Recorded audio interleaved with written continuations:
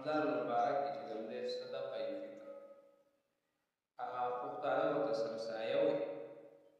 دا الله رب العزت صاحب نصاب خلکو باندې یو فدیه او یو صدقه ایښې ده چې الله رب العزت خو یو د رمضان المبارک دا میاشت الله په تا باندې په خیر سره تېره کړه او ته د اختر دا غټه خوشحالي روانه ده د هغې صدقه ورکړه. بلکې په دې رمضان په دې میاشت کې کومه کوتاهي کمي شوي په رمضان کې د هغې یو قسم د صدقه فطر شو. بل الله رب العزت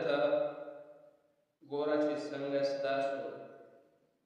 په اختر په ورځ باندې خوشحالي وي، ستا په کور کې ستا بچو ته تا ته ښه لباس وي، ښه کپړې وي، خوشحالي به یې راباباسي د اختر په ورځ، نو بیا به د روژې سارنۍ د اختر سر به ته به خوشحالي. نو الله رب العزت فرمایي چې داسې غریبانان غربا مسکینان چې ستا په ګاونډ کې دي نو تاسو خپله صدقه فطر ورسوئ د هغې جیبونو ته چې هغه هم دغه ورځ اختر او خوشحالي تېره کړي.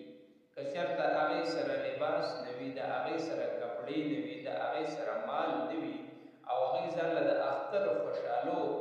هغه ضروریات پوره نه کړي، نو د اختر په ورځ به هم د هغې که بیا هغه شان ساري لکه څنګه چې د روژې ساري، بیا به د هغې که هم هغه شان ساري. ځکه د غریب که خو بیا چې نه خوشحالي د لباس وي، ماشومان خوشحاله وي، د اختر نه میاشت مخکې کپړې تیارې شوي، قسمه قسمه بچو له ښایسته ښایسته لباسونه وي، سهار وختي راپاسي، نور ورځو باندې نه راپاسي، په دغه ورځ باندې وختي راپاسي او کپړې ماته واچوه او ماته لباس دا وکړه او ماته دا وکړه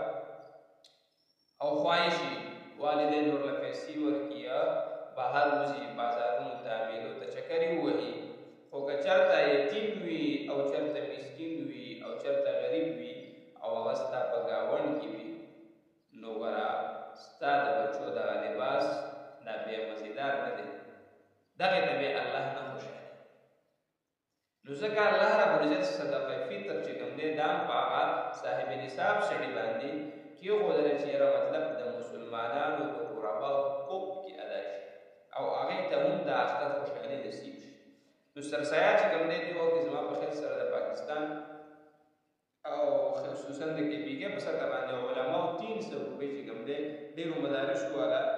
چې کوم مفتیان دي 300 او چا 280 او چا 320 هم کې مقرر کړی ده،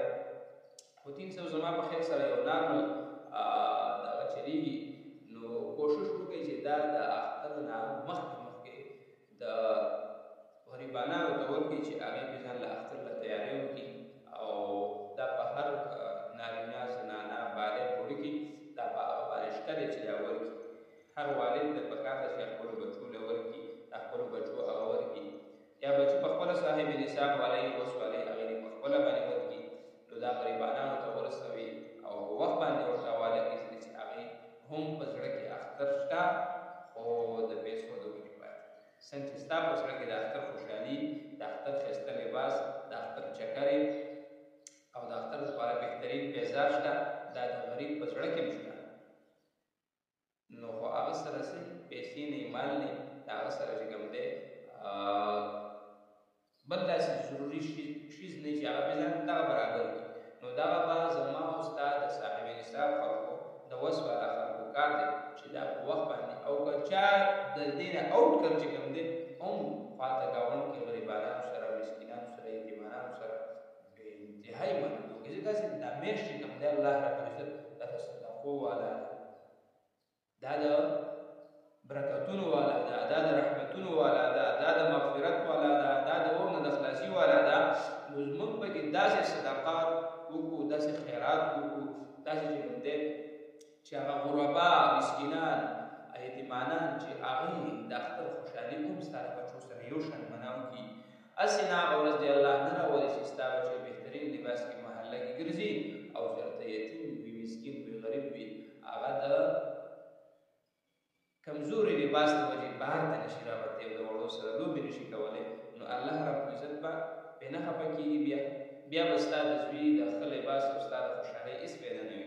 دا ورځ د خوشحالۍ ده، خو هله خوشحالي چې ټول مؤمنان یو شان وي او برابر وي، دا د غریبانو حق الله رب العزت زموږ او ستاسو په مال کې ایښی دی. نو دا پکار ده چې مخکې نه ورکړو انشاءالله تعالی چې الله به زما او ستا د آخرت او دنیا خوشحالي نصیب کوي. نو سرسایه 300 روپۍ ده، کوشش وکړئ چې مخکې د اختر نه ډېر مخکې د شلمه روژه کې زر ورکړئ چې غریبانان به ځان ته اشیا برابر کړي. که څوک غریب وي، طالب وي، مسکین وي، هر چا ته ورکولی شي، خو مخکې ورکړئ. او 300 روپۍ چې کوم دی دې وخت کې عام چلیږي